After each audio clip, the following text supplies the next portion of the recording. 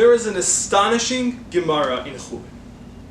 The Gemara tells us that when we bring the chatas, the sin offering, every Rosh Chodesh, it is not only for the atonement of the Jewish people, but it is also an atonement for God, for shrinking the moon.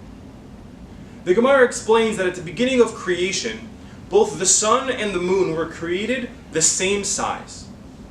The moon comes to Hashem and says, how could it be that both celestial bodies are the same size?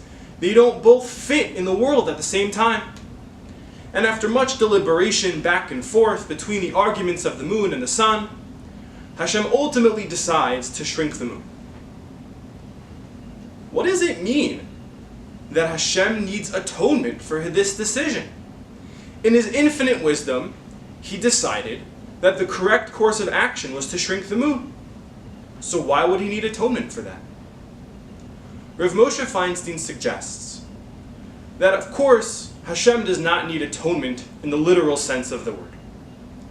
What Hashem was trying to teach us was that despite the fact that he was going to side with the moon, he wanted to validate those arguments and acknowledge the complexity of the decision that he made.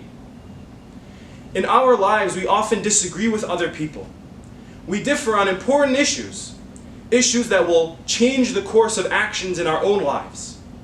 But it is so important that despite our disagreement with the other person, we don't discount everything that they say, and we can acknowledge the complexity and the nuance that the other party is bringing to the table. And that is what the Torah is teaching us. The chatas, the atonement for Hashem, is the fact that every single argument has two sides. And it is important to learn and acknowledge and validate, and that can cause unity even when we disagree. Have a great Shabbos.